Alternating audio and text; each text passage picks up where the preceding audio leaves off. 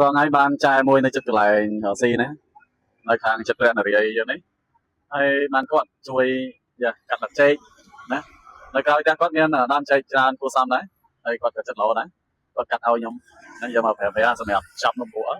យើងដាក់ចានចូលទៅយើងដាក់ដាក់ចេកនឹងក្របដល់ឡាក់ពីឡាក់ទៅហើយយើងដាក់នំទៅលើហើយហ្នឹងហើយបានគាត់អរគុណគាត់ច្រើនគាត់ទៅយកមិញហ្នឹងហើយខ្ញុំនៅសិនឃ្លៀនហើយអូខេគ្រប់ជំរាបសួរពុកម៉ែបងប្អូនជាទីស្រឡាញ់រាប់អានហើយនេះខ្ញុំមកលក់នំព្រោះសាដៃខ្លួនឯងលក់រងអីអត់សូវបានលក់ប្រហែលទេបានតែលក់តាមម្សៅហើយនឹងនំតិចតែថ្ងៃនេះខ្ញុំចង់លក់ម្ដងណាពួកប៉ុណ្នេះតែអត់ច្រើនទេខ្ញុំថែមមកតិចខ្ញុំអត់ចេះមកទេតែខ្ញុំដាក់ទៅដើម្បីកាត់ឆ្អាមតែតែមួយអត់ចេះមកទេចាំមើលខ្ញុំញ៉ាំអត់ញ៉ាំហើយអានេះកៅ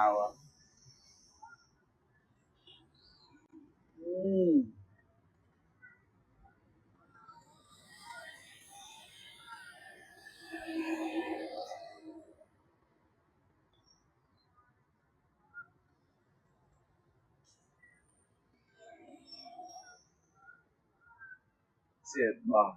ណា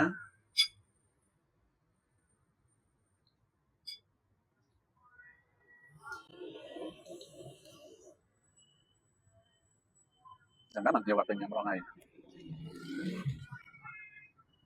នំគោលោតយ៉ាងនេះគឺខ្ញុំធ្វើដល់ដៃតែម្សៅទាំងទឹកត្រីណាហើយសម្រាប់នំគ្រក់នេះដូចគ្នាគឺញ៉ាំដើម្បីសុខភាព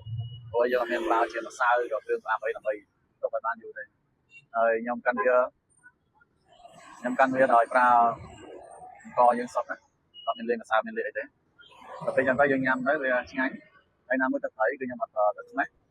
ឬក៏អ្វីដែលធ្វើឲ្យជូរទៅលើទឹកត្រីរបស់ខ្ញុំដើម្បីញ៉ាំជាមួយនំគ្រក់ឯងគឺខ្ញុំធ្វើដោយប្រាប់បងប្អូនមួយណាខ្ញុំធ្វើមកពីស្ដាប់ទឹកត្រីខ្ញុំណាដល់ពេលយើងញ៉ាំទៅសុខភាពល្អដូចគ្នាញ៉ាំទៅគឺណាឆ្ងាញ់ល្អណាហើយណាមួយទៀត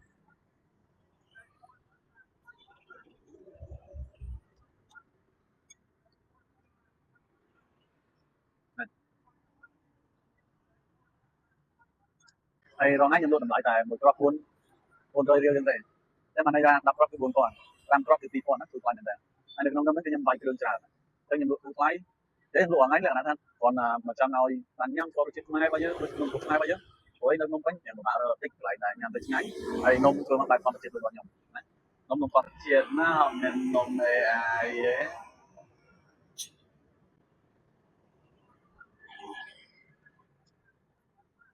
ទេតែណាខ្ញុំហ្នឹង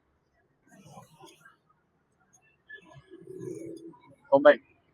ញ៉ាំមួយមកញ៉ាំដល់ហើយខ្ញុំញ៉ាំតាមតែតាមដល់តាម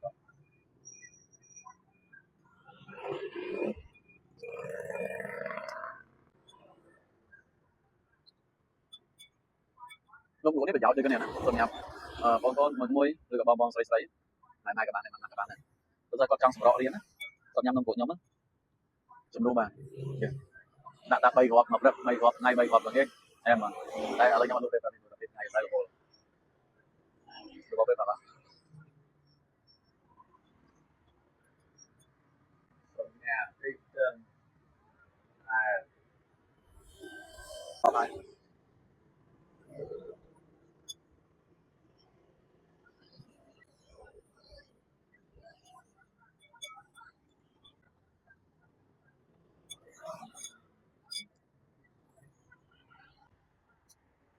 ពុកម៉ែបងប្អូន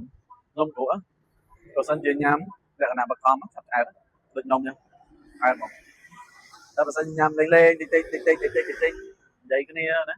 ដូចយើងមានកុក1មានកៅអី3 4ចឹងហើយយើងញ៉ាំបដានិយាយគ្នាលេងបដា20គ្រាប់ក៏ញ៉ាំម្នាក់ឯងក៏ញ៉ាំអស់20គ្រាប់ដែរតែណានំគ្រក់ខ្ញុំវាធំតិចចឹងដាក់3 4គ្រាប់ណែនពុកអញ្ចឹងចំណេញលុយញ៉ាំ